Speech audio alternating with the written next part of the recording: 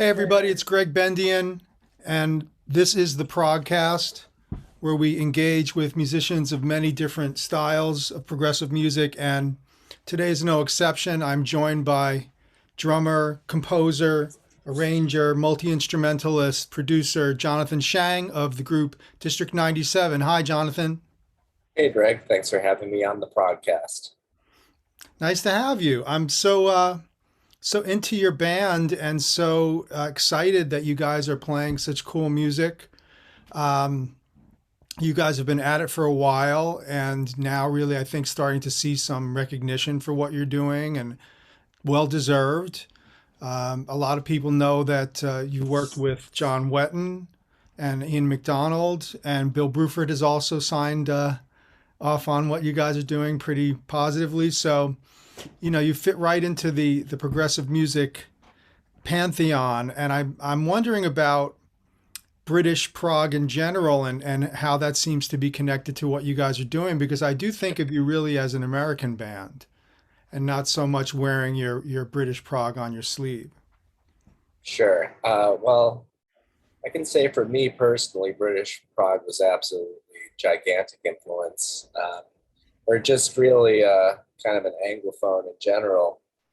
Um, so the Beatles were my first love growing up, and that kind of got me obsessed. I was eating crumpets when I was a little kid. Just anything to help me feel closer to England was something that I wanted to experience. Um, but as I got older, well, that kind of continued. Zeppelin was my next love after the Beatles. It was just all British, British, British. And Tull was sort of my first foray into Prague. But what really did it for me was when I was maybe 12 or 13. Um, I was just listening to the radio, and Yours Is No Disgrace by Yes came on, which is pretty cool in retrospect because that's not one that you hear on the radio too much. But yeah, I'd heard Roundabout and I've seen All Good People, None of a Lonely Heart, and thought particularly Roundabout was cool. But Yours Is No Disgrace hit me in a way like nothing I'd ever heard. So over the course of that 10 minutes, just kind of, on this journey from one place to another with that track, it changed everything for me. So that's what really got me on the prog path, and devouring every last morsel of Yes music that I could find, and from there branching off into King Crimson and Emerson, Lake and Palmer and Genesis, UK. So yeah, for me, British prog is definitely a first love, but I think I'm the only one probably in the band who was that focused on that sort of niche. So that's probably why we don't sound overtly British, um, because there's just a lot of other influences in the mix. So what's your favorite Genesis stuff? Say Foxtrot and the Lamb are my two favorites by them. Uh, Supper's Ready is a big one, of course. I think that's definitely one of the most major works in the prog canon.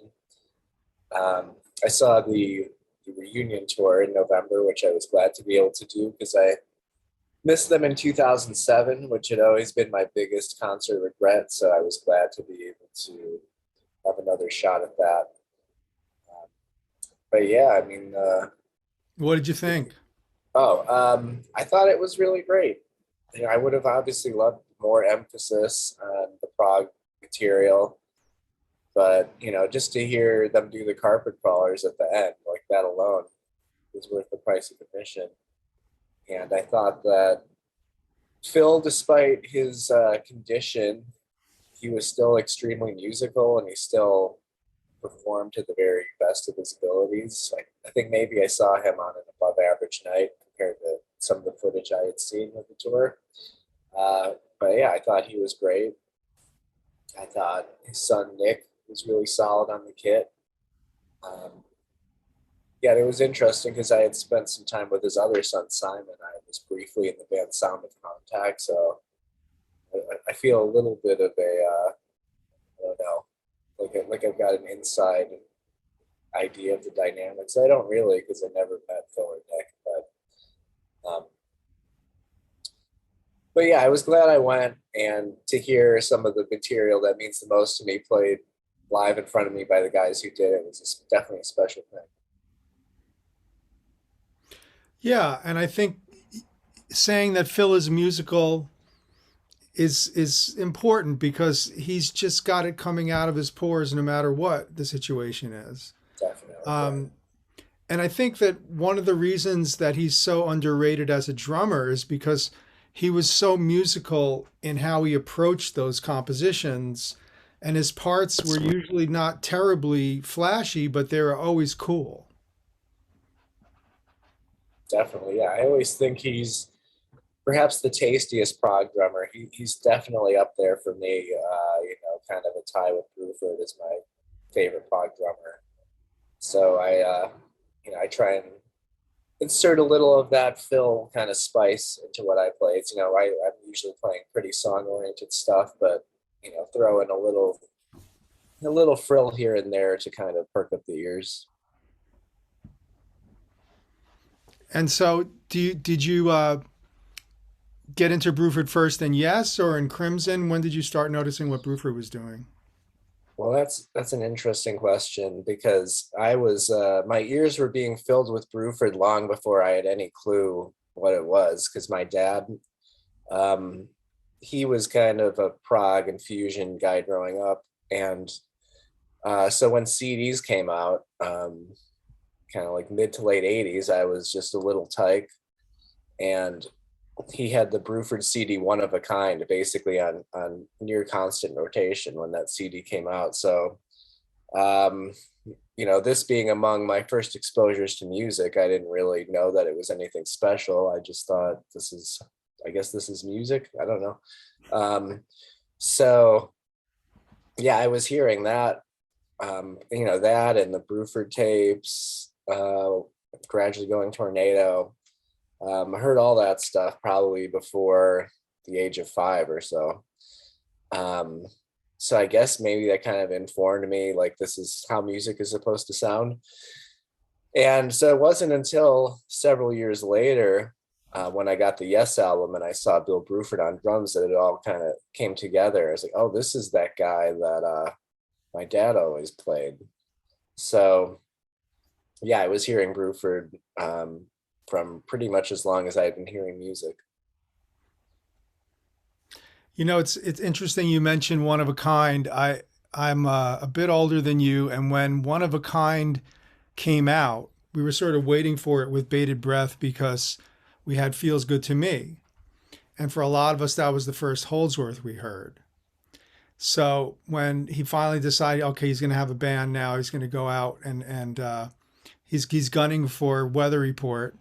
One of a Kind came out, and Bruford actually made personal appearances to promote One of a Kind, and he landed at my local record shop in Hackensack, New Jersey. And he was, let's just say, kind of out of his element, doing a rock and roll record store appearance for a jazz fusion album, and and I was the only person talking to him.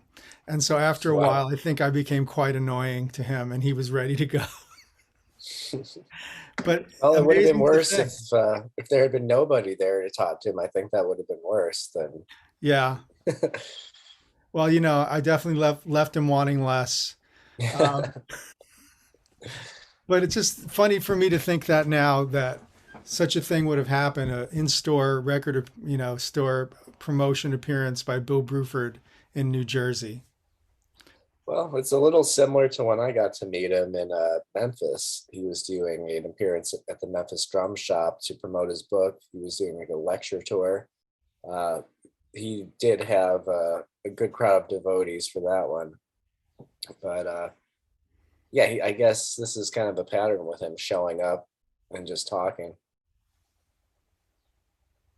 And that's what he does now, right? He's Yep. a professor.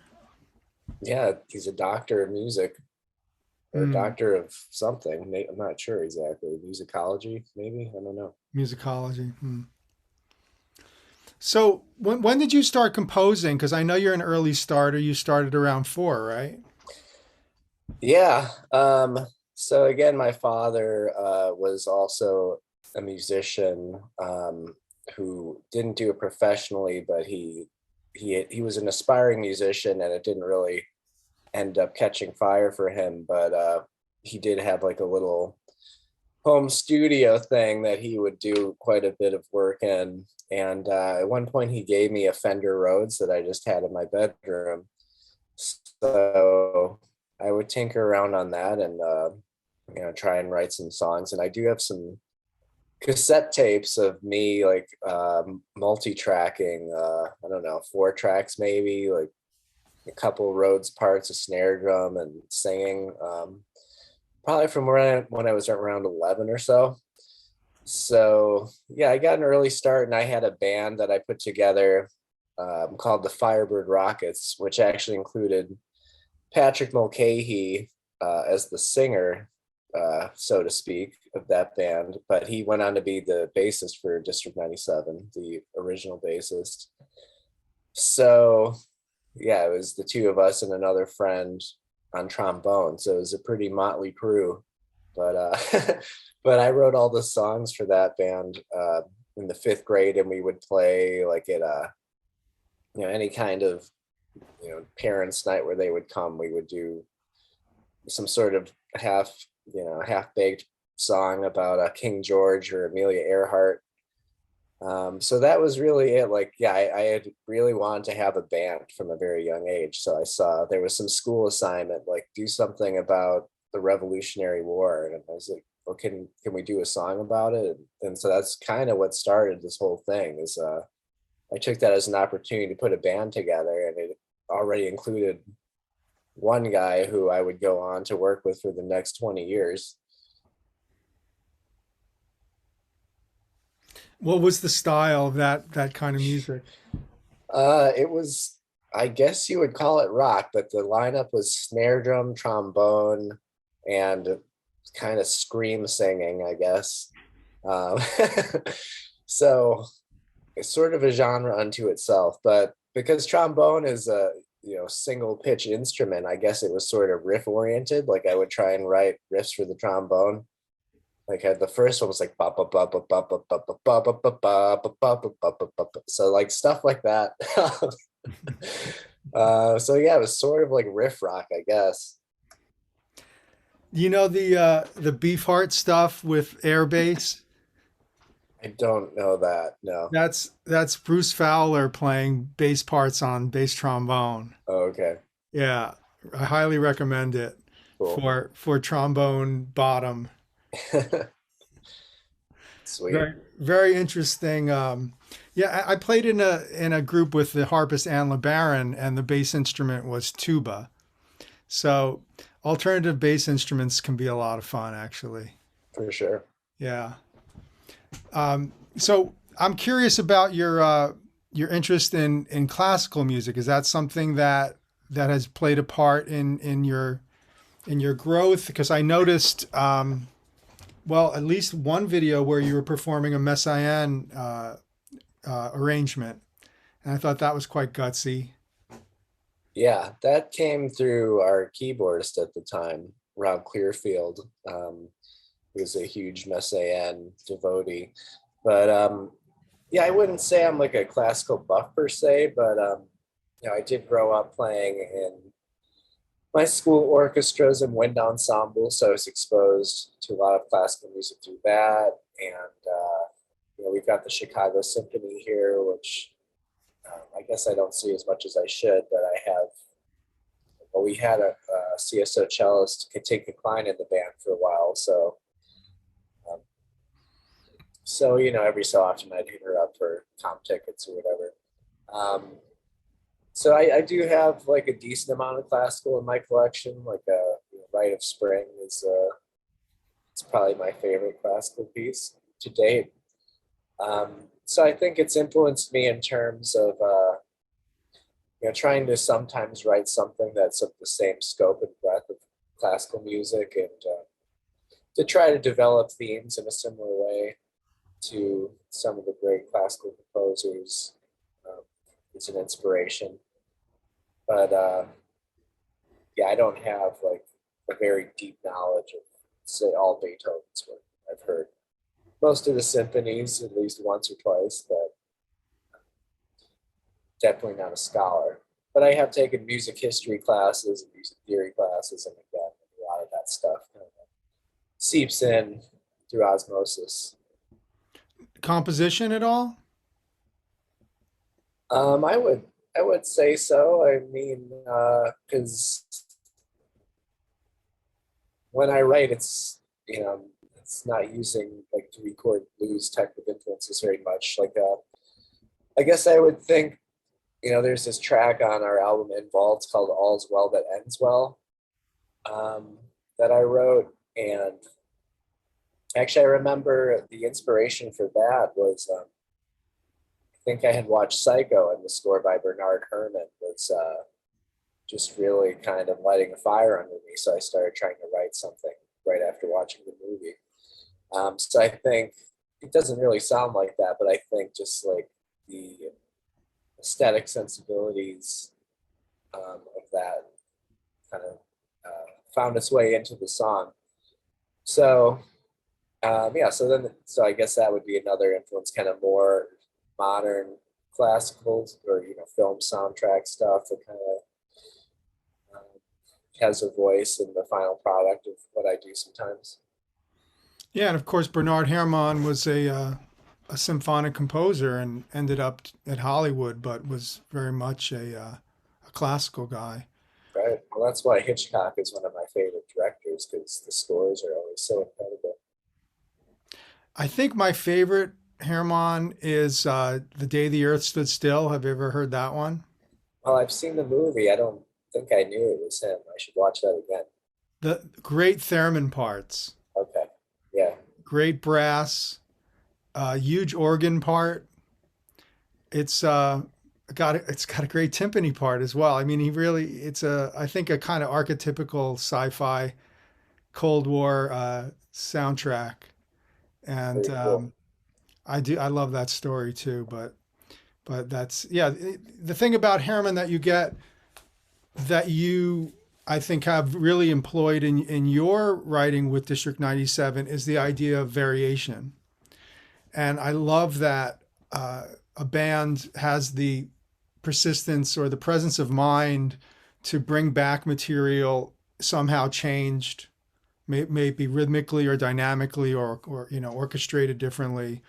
I think that's such a huge part of composition, that it's not about a laundry list of themes. It's about a few themes that you can work over and work through. Right. Yeah. Yeah. I mean, that's kind of how I tend to write. It's like there's a song called "The Watcher" that I just finished up writing that I made a demo of, but we haven't started working on it yet as a band. And so yeah, kind of when I'm writing, I'm like, well, what should happen next? Like, I don't know, like kind of drawing a blank is what the next part should be. I always think, well, like, what do I have so far that I could maybe contort in some way, um, that can kind of fill in this gap. Um, so it's, on one end of the spectrum, it kind of saves a little time and trying to come up with something totally new, but on the other end, it's developing the material you already have in a way that can kind of give a cohesion to the whole thing that wouldn't otherwise be there if you're just kind of stitching one idea after another. Yeah, the laundry list. Hmm. So I know you've been very involved with dance over the years. Is that true? That is true. I'll be going to play for ballet classes shortly after this interview. That wasn't anything intentional. It was just, it was as I was finishing up my undergrad at Chicago College of Performing Arts. I went to an audition for this Latin jazz band, and the drummer there, who was being replaced, and he was kind of helping out with the audition process, just asked me kind of offhandedly, like, hey, would you be interested in playing for dance classes? And I was like, yeah, sure, because I didn't really know what the heck I was going to do after graduation. And I thought it sounded interesting and cool and creative. Um, so yeah, I went to check it out, and I was really impressed by the way he approached the classes. His name is Mike Caskey. He's kind of in the D97 orbit, like we all know him. We've all done some stuff with him. He's sort of my quasi boss at Columbia College here in Chicago. Um, but he was playing like drums and piano simultaneously, and kind of accenting different punctuations that brought to life the dancer's movement in a way that I thought was very symbiotic, and it was several levels above what I had thought the job would be. So yeah, I just started with a couple classes a week, and then it kind of snowballed to now 6 days a week. Usually I've got some dance stuff to do around Chicago. And then I branched off into playing for ballet as well, just piano.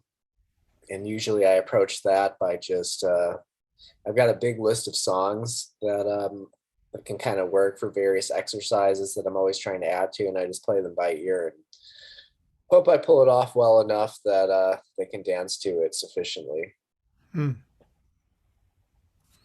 Do you feel as though working with dancers has affected your compositional approach or your rhythmic approach? I would say it has. It's sort of, we were talking about film scores, and I think there's kind of a similar approach that I use in the dance classes, particularly the modern classes, because there's a lot of freedom in how you might approach any of these exercises. So for me, it's sort of like trying to translate their movement qualities into sound. So if they're doing something legato, kind of slow flowing movement, I try and play in a similar way. Or if it's very staccato and percussive, my playing will reflect that as well. So I feel like it's a little similar to capturing the mood in a film. Um, and yeah, there have been some things that I played in the classes that I thought that's kind of cool. I should maybe try and develop that into a piece for D97. So yeah, there has been a bit of crossover, and actually a dance teacher here just sent me a video of her class dancing to Takeover, because usually I play for that class, but I was in Florida at the time. But so she decided to use some D97 music in my absence. So yeah, there's a bit of cross pollination that's occurred.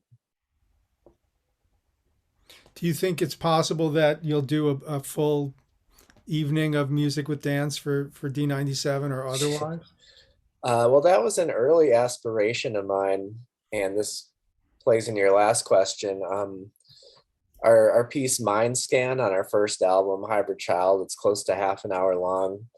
That originally came about because I was talking to some dancers. We had applied for a grant, which we didn't get, but at this time I was rather obsessed with tales of alien abduction, and I was like, we should do a dance piece that just kind of tells the story of an alien abduction, start to finish. And they were a little skeptical of the idea. And like I said, we didn't get the grant, but then I was thinking, well, I could still try and write the music for this. And that's what became Mind Scan. So yeah, I did want that to turn into a full scale dance, half hour long performance. And I did shop the idea around, and yeah, it never came to fruition, and it's not really something that I actively pursue at this point.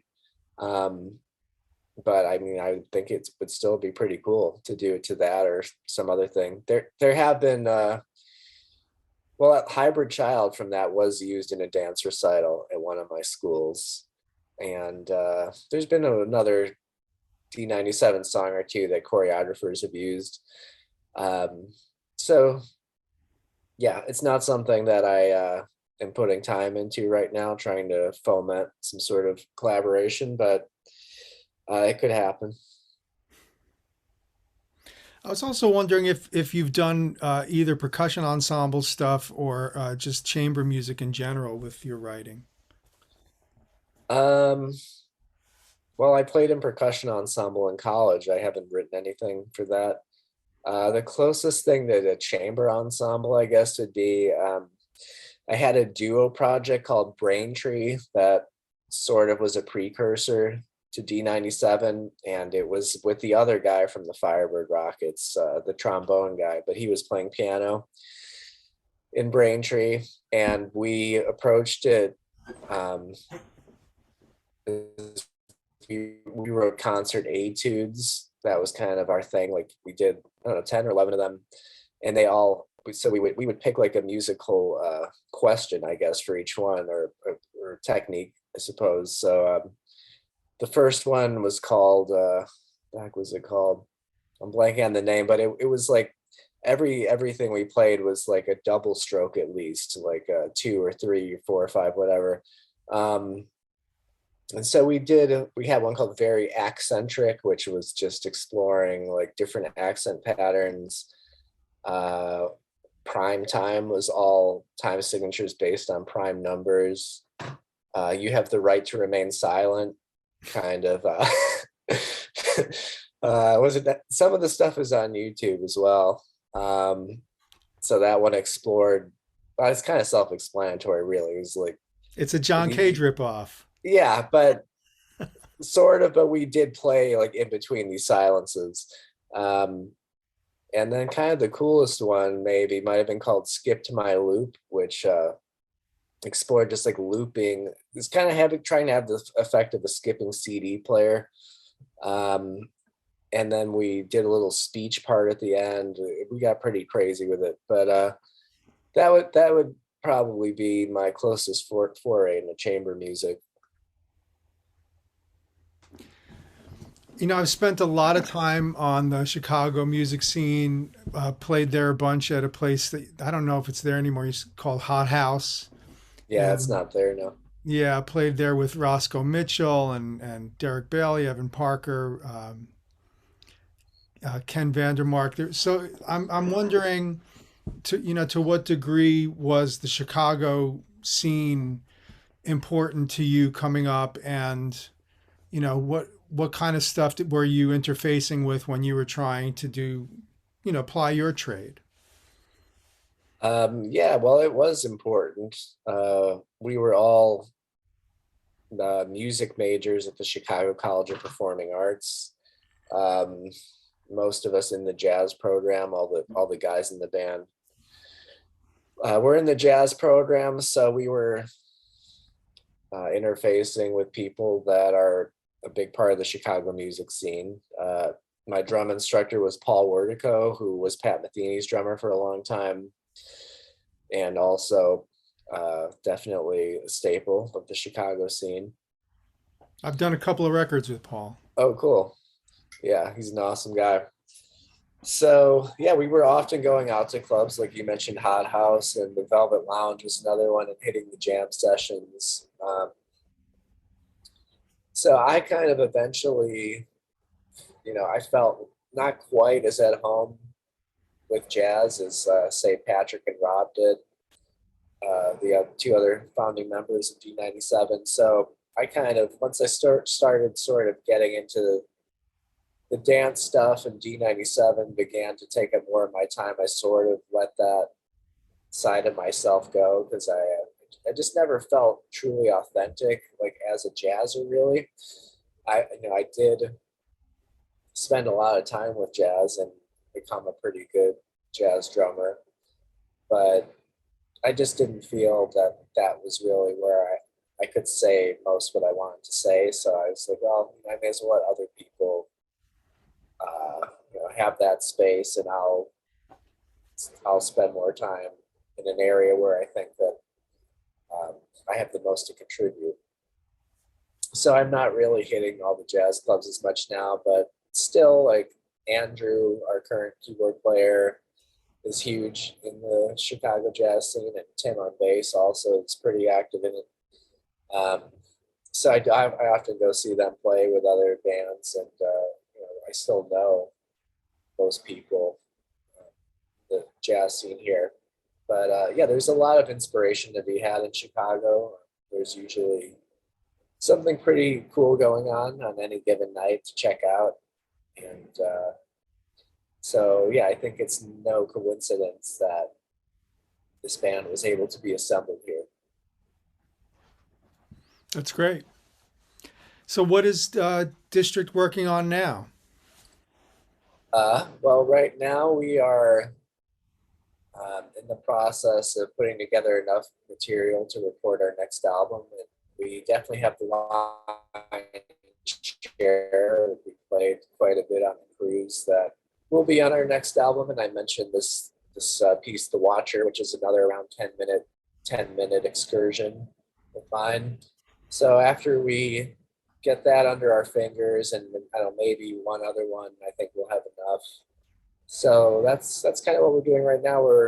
The moment we're sort of decompressing from the cruise, give ourselves a couple of weeks, but we just confirmed a show for June 5th, actually playing in my hometown, Oak Park's Day at Our Village thing. It's going to be kind of strange Sunday afternoon in the park with District 97 gig.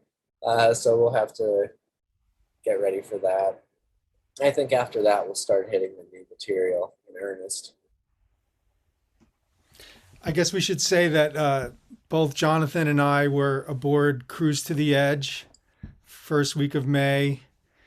Jonathan performing with District 97, and I was hosting, introducing, and interviewing bands. And it was quite an experience. Jonathan, what were some of the interesting encounters you had on the cruise? Well, first and foremost, I would have to give a shout out to Mike Portnoy, who sat in with us on the song You Ought to Know by Alanis Morissette. The way that came about is after Taylor Hawkins died, I was kind of checking out, various links and stuff that came up, and I saw, some of his stuff with Alanis, and I came upon a live performance of that song from the MTV Music Video Awards in, I don't know, 96 maybe. And I just thought, like, wow, that's so smoking. And it occurred to me, like, Leslie would sing the hell out of the song. Maybe we should cover this. And then I had seen that Mike had posted about how he was really close with Taylor and how hard the death was hitting him. And we're on good terms with him. So we reached out to him and said, is this something you'd want to do? And he was down. So that was a pretty special thing. It was the only 4 minutes or so where I ever got to not play and just watch District 97. So that was pretty cool. So that was filmed, and I just saw Alanis's birthday is June 1st, so I'm hoping we can have a nice video put together to premiere for her birthday. So not sure when this podcast will be out, but look out for that, either already up or up soon. Yeah, it was very exciting to see you guys playing that Alanis song with Portnoy on drums, and actually both of your shows were pretty different. I enjoyed both of them very much. I think the indoor show just sonically was better because they had you playing out on the pool for the second show. I don't know if people haven't really been on one of these kinds of cruises. This was my first one, so it's hard. It was hard for me to imagine how all this stuff goes on at once, and we were constantly running from room to room, deck to deck to make everything happen. I think you guys probably had a more relaxed schedule, but yeah, it was great to see the fans come out for D97 and for you guys to be able to play the range of material that you were playing, including, well, there was another cover on Friday that you guys did. Which one was that? That was Matakudasai by King Crimson. Yeah, I talked to Adrian after at the artist party, and we were trying to get him to sit in on that, but he had a new drummer and they hadn't played in over 2 years, so he just didn't really have the time to do something extra. But he did say next cruise we can do something together, so hopefully that will happen. But yeah, we've got a long history involved with King Crimson. I don't know, you'll probably ask, but yeah, so it started, we had an association with John Wetton, and this is our first foray into a later period. And this kind of came together randomly. Just a fan asked, like, can you guys cover Mata Kudasai? And we were sort of looking for a song that would be less vocally demanding for Leslie and kind of just relax things for a bit. And so we listened to it a few times and decided to try it, and it went pretty well. So yeah, we've played it several times since then, and you can see us do it on YouTube as well. We put a version out there. So yeah, that's the other cover that we did.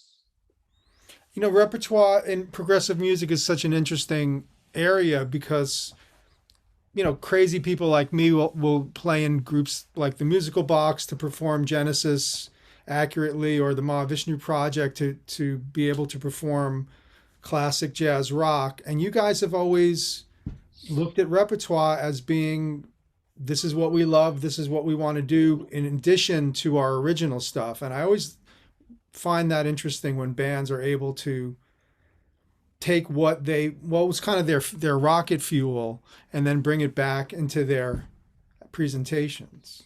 Yeah. So I mentioned that this grocery delivery thing. So this, I think that might happen pretty soon. I think they're pretty close.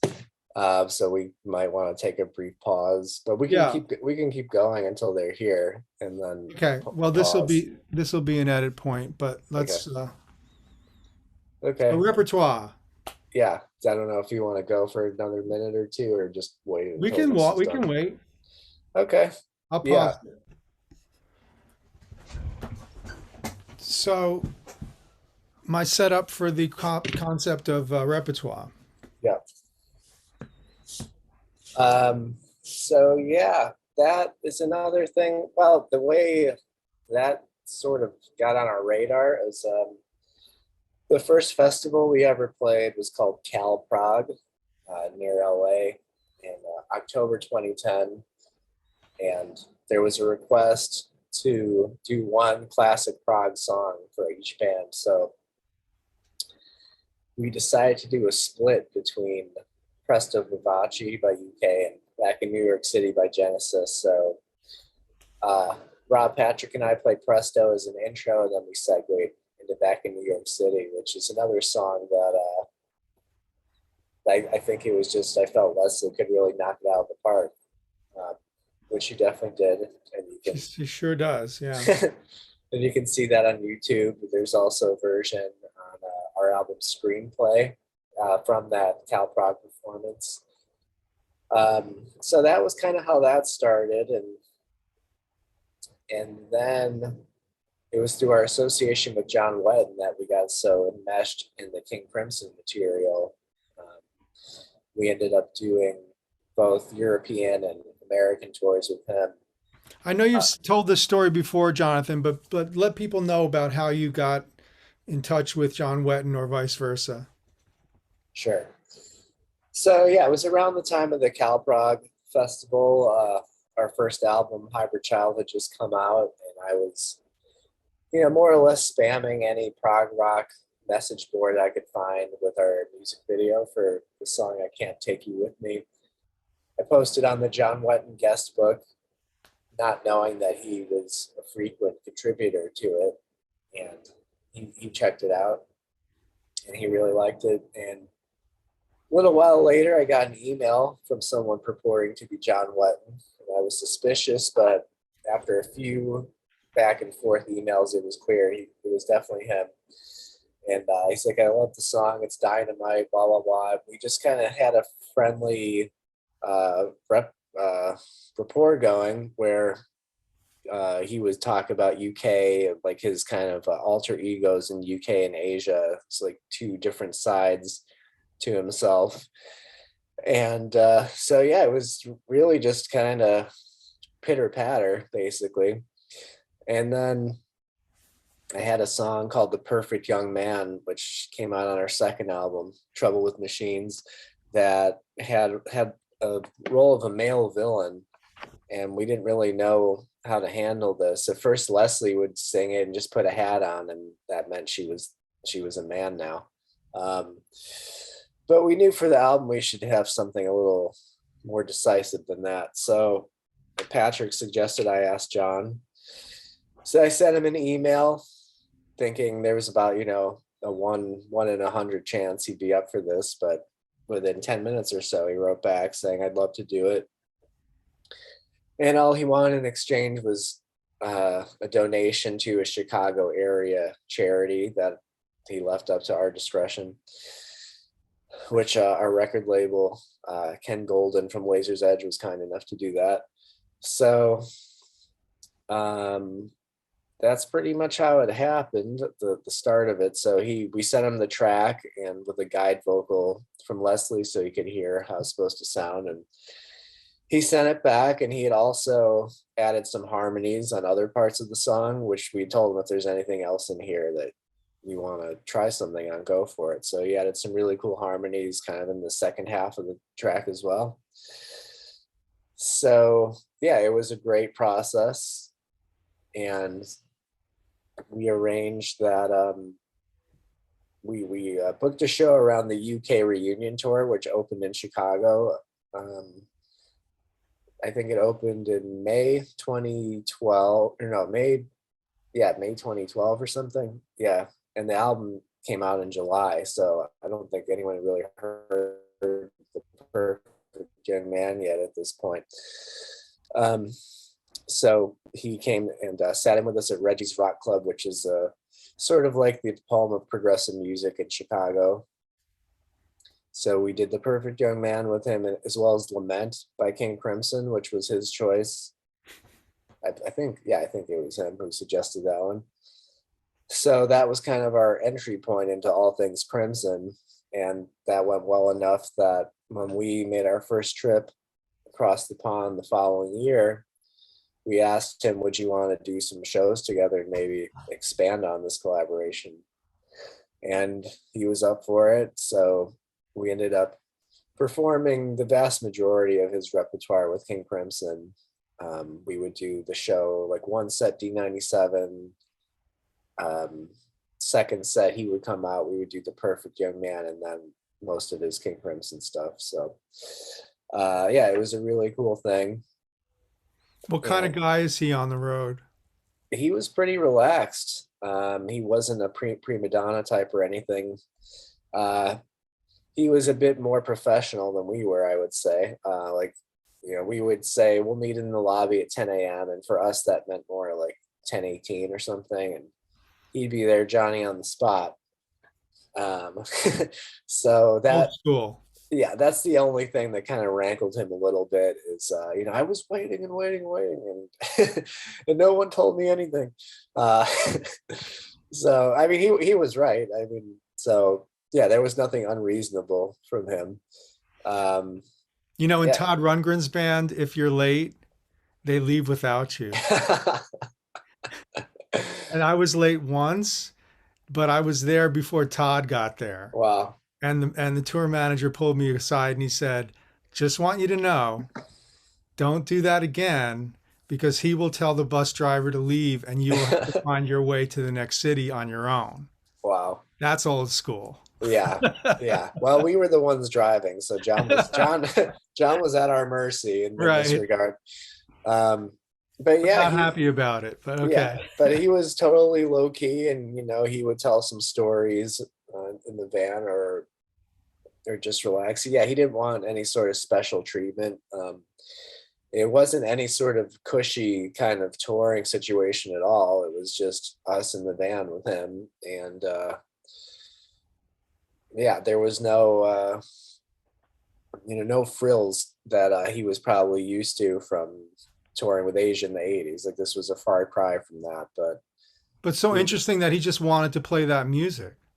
yeah, I think it was maybe partially reclaiming that part of his heritage, the progressive, well, kind of like he was talking about the duality between UK and Asia that he was doing at the same time. Then I think he was wanting to lay his stake, say that this is who I am also. So I think we were perhaps a conduit in that way. He's in so many groups during the course of his career. I don't think a lot of people realize just as a bassist, he's in Wishbone Ash and he's in Uriah Heep and he's Yeah. in Family. I mean, he's just the guy for so many situations. He's just the man of the hour, and man, he's missed.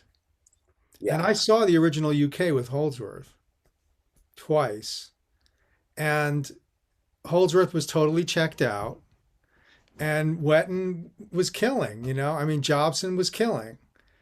Um, this was at the point where Bill Bruford was fully aware he was Bill Bruford.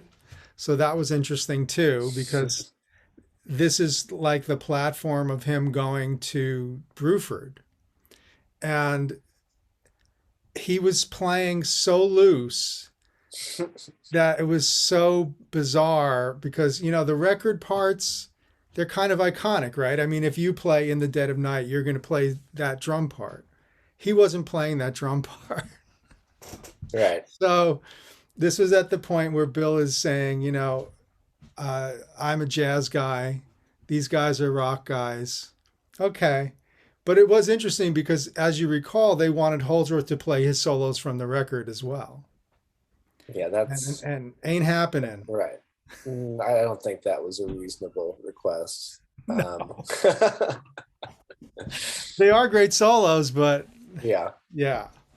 So I'm just so into John Wetton, and had the chance to meet him, and I think he's not given his due just in terms of the pantheon of great rock singers.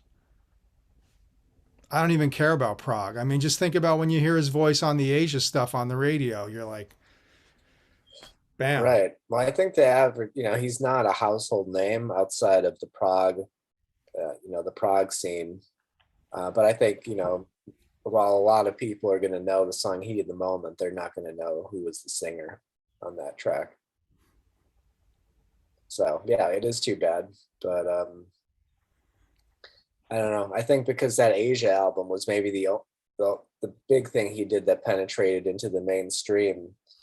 Um, the other people, they don't know King Crimson or UK, so they might look at Asia as like a one-hit wonder, ironically, even though all those guys did so much other stuff. But that might be why that he's not. You don't usually see him on those lists of top 10 greatest rock singers, with Freddie Mercury or John Lennon. And did he sing like that every night for you guys? He did, yeah.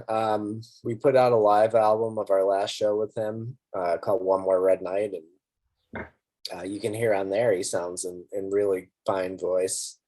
So, yeah, it was definitely a rush, especially the first time we played with him. When we started playing Lament, and I heard that voice I had listened to so many times come through my drum monitor, and it's like, wow, this is happening right now, and we're doing this together. It was pretty surreal. And you also had the opportunity to work with Ian McDonald, didn't you? We did, yeah. That came about on the US tour with John. We were playing the Iridium in New York City.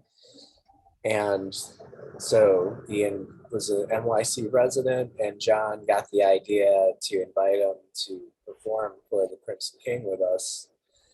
And it took a lot of doing because Ian apparently had no answering machine. He had no email, no smartphone. Well, this was 2013, but there was no way to get in touch with him other than to call him and him to be home. So John kept calling for, I think, several days to try and sort this out. Finally, he got in touch with him. So he came down to the Iridium, and I remember he did it in the second set, which was not as well attended as the first set. The first set was sold out. but for whatever reason, he wanted to do this in the second set. So, yeah, we got to play in the Court of the Crimson King with one of the guys who wrote the song and started this whole prog rock thing, and along with John, who also is a foundational figure in the music. And there's some video out there of it. I think there's at least one video on YouTube, and there's a video our friend Eric shot from behind the stage. So it's really cool to look back on, which I did recently when Ian passed away, just to kind of be like, wow, this actually happened. Jonathan, is In the Court of the Crimson King the first progressive rock album? I guess in such a way that it maybe codified prog into, like, here are some of the signposts that any self-respecting prog band is going to hit. Time signatures, long pieces, disparate influences coming together. I think it would be fair to call it that. I think it laid a template that was followed to one degree or another ever since it came out. I've heard Ian McDonald say that he brought the influence of Eric Dolphy to that album. Yeah, you can definitely hear that. And I love the clarinet choir writing on that thing. Yeah, that's one part of the blend that didn't quite get carried over into a lot of other prog bands, the free jazz aspect of early Crimson, which I think is super cool. But well, think about it, because they go free improv all the way up through, well, I mean, I'll say into the 80s, but not as much. But if you think about, song, improv, improv, song, improv, and all those shows that are in, those box sets that, now we get to hear Bruford 26 times on Fracture. It's interesting to see how much they were into free improvisation. Definitely. And I think that is maybe the key element that set them apart from other prog bands, just that, taking that same spirit of the Chicago bands you were talking about, the AACM, Ken Vandermark, taking that sort of freewheeling approach to the more kind of structured and perhaps stuffy approach that prog often had, and just blowing it up in that way. So, yeah, I think that's one area that King Crimson excelled at that few other prog bands were able or interested in incorporating as well. And I know Bruford said in his book that he and Wetton were checking out Herbie Hancock Mwandishi and Electric Miles, and of course Bruford said he's really into Eric Gravatt and First Weather Report stuff. So it's an interesting intersection, early 70s, of jazz rock now starting to flavor prog. And what is prog and what is jazz rock? Sure. Yeah. But I mean, even Genesis kind of got into that territory at times, like particularly The Waiting Room would be one example where they showed they could also kind of get into that arena as well. Structured improvisation. Yeah. Events-based improvisation. Yeah, exactly. Yeah, The Waiting Room, of course. And then, they set up Silent Sorrow for some improv there. They set up the beginning of Slippermen. So the Lamb has those signposts along the way where they open it up for improv, sure. you know. Yep. And it stands unique in their catalog in that way. That's true. Yeah, I can't think of another piece, from a different album that has those sorts of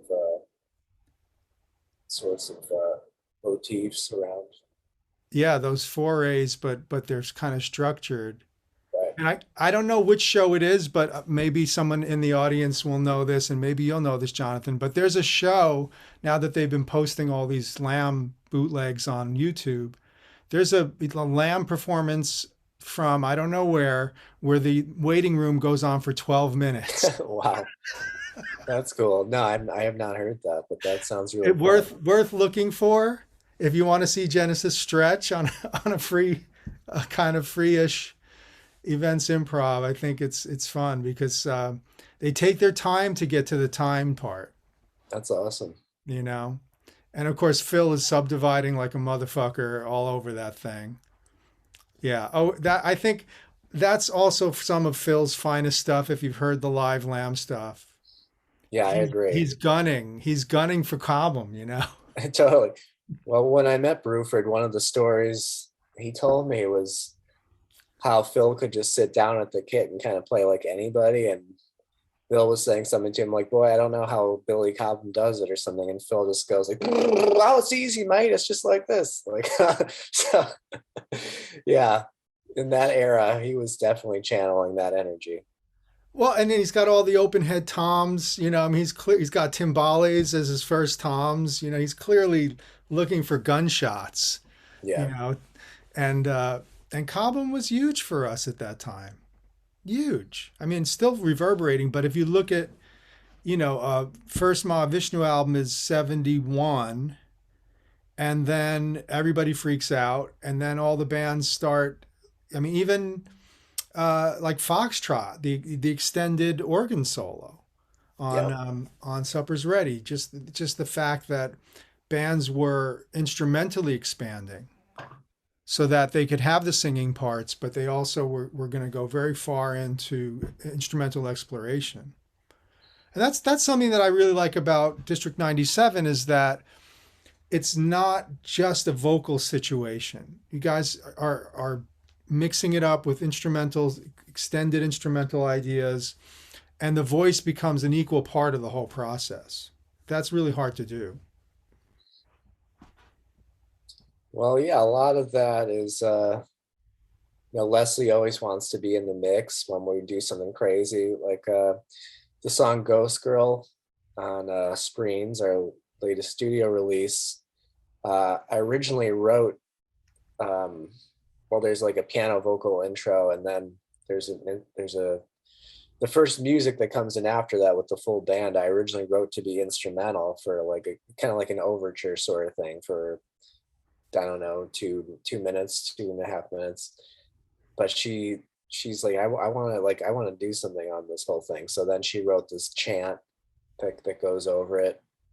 So yeah, she kind of thinks maybe more instrumentally sometimes in that way. Well, and there's that great unison melody that she sings on "Can't Take You With Me."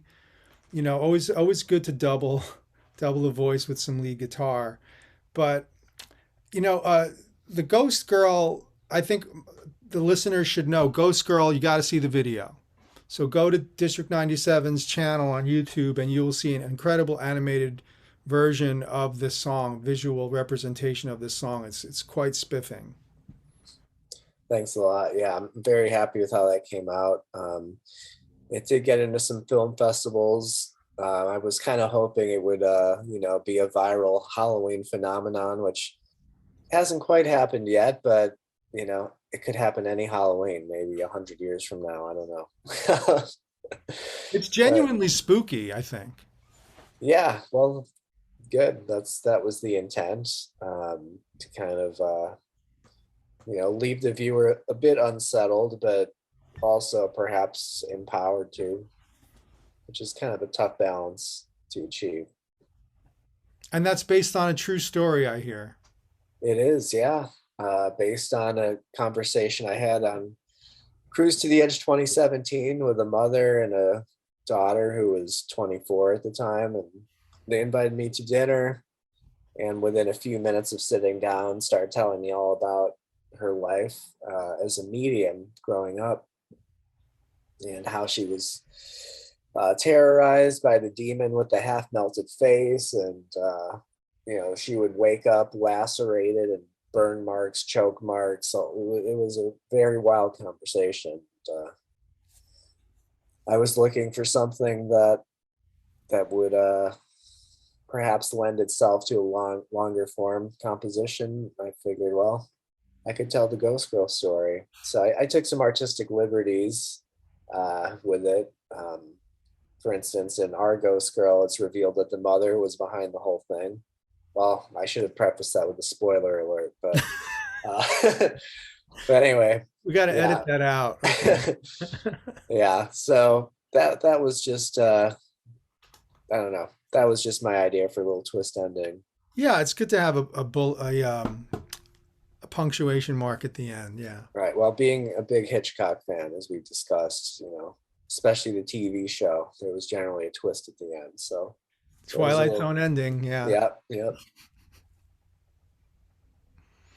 That's really cool. I love that you guys are doing story song and keeping that tradition going and, reaching for the epic, for the expansive. For those of us that have attention spans and want to go on a journey, it's a pleasure to hear a group like District 97 do that. And that's what I recognize is, the first time I heard you, and I loved getting to finally hear you guys live in person, much more powerful than I expected. Awesome. Well, I'm glad Really, you were really great. glad you're able to make both shows. I know that's tough to do on Cruise to the Edge. It was a special effort was made, but it was tough to catch anything on cruise. Did you go to hear anything on the cruise? Yeah, definitely. Yeah, I prioritized hearing Di Meola because he was a big guy for me. Like Elegant Gypsy was kind of my first foray into something that could maybe kind of sort of be called jazz. Like I was a little hesitant on the whole jazz thing, but I really loved that album, and that kind of was a gateway. Um, so that was my first time hearing him. Caught a good bit of Blue, who's another favorite of mine. Hagen, Silmarillion, Transatlantic. I mean, I tried to hit at least some of everybody, though there were a few that I just wasn't able to get around to. Protocol was another highlight. Speaking of jazz fusion, I thought they sounded really incredible on the pool stage. Yeah, I got to introduce them on the Studio B stage, and just one of the best jazz rock units working right now. Simon is amazing, and he's got great players in that band. Ernest Tibbs on bass, who I saw with Holdsworth many times. Yeah. Mauro Ruiz on keyboards, who I've seen with McLaughlin many times. Just great band. Yeah, definitely. Wow. So you were running all over the place because our two sets conflicted, their Studio B set and our pool stage set. Right. So after I introduced Simon, since I had already heard him, I went over to see your second show at the pool, sort of coming in mid-song. But it was that kind of running around and not knowing how to get from deck to deck effectively. I just turned to the stairs often, just didn't want to deal with the elevators. Sure. Well, that might be why you escaped getting COVID. It might Yeah. at the end of the day be. And how is your case progressing, Jonathan? I'm pretty much over. It's for better or worse, it's not my first rodeo with this thing. So I think at this point, my body kind of knows what it's dealing with, and it didn't make a big ruckus this time around. So yeah, I feel pretty much normal today. Good to hear it. Well, I'm so happy to speak with you. Can you tell your fans how they can support what you're doing and where they can find you on there? Sure. Well, the primary way, or at least the most direct way to support the band would be joining our subscription service, the Inside the Vault Club, which you can do at our website, district97.net. So basically, the way that works is you subscribe either on a yearly or monthly basis, and every month you get exclusive content from us on the 15th. So usually like a recording that you won't hear anywhere else, like a live recording or maybe a demo or rough mix, like something nobody else gets to hear. And for the premium members, we do one exclusive physical release every year. So we just put out one called Many New Things. which features Montepulci, which we discussed, as well as demos that we recorded remotely kind of during COVID, the darkest days of COVID and a bit later. It's where we're sort of testing out our new material. But it doesn't sound half-baked. Like, we tried to flesh it out. So it's definitely enjoyable on its own merits, but I think it'll be cool to compare those versions with the ones that end up on the final release. And then there's also maybe 6 or so live tracks, also new material, some older stuff. So yeah, I kind of think of it as like, this is vroom vroom, and our next release will be Thrack, like that sort of relationship between these two releases. So anyway, yeah, Inside the Ball Club is key. And also we've got Bandcamp, which is another great way to support us. Everything is up there for download, as well as physical releases. But yeah, really any support as far as following us on social media. We're on all the usual platforms. It's all good. So appreciate you having me on, able to spread the word. Very happy to do it. You guys are a great band, and you're doing some really creative stuff. So you always have a home here at the ProgCast. Awesome. Much appreciated. Jonathan, all the best to you guys, and look forward to speaking to the other members of the band and finding out what they're all about, sort of doing this as a little bit of a series. Cool. And great to start with you. Thank you, everyone, for listening. And hey, the Tony Banks is going to 12,000 views. I never thought that would happen. Thank you, everybody that's been supporting that. And also, Cruise to the Edge content is coming. So my Zappa Q&A, my Adrian Belew Q&A will be up on the page. So thank you. Please support us with Patreon. Please like and subscribe. See you next time. Thank you, Jonathan Schang. Let's see if we can get this one to eclipse the Tony Banks view count. Yes.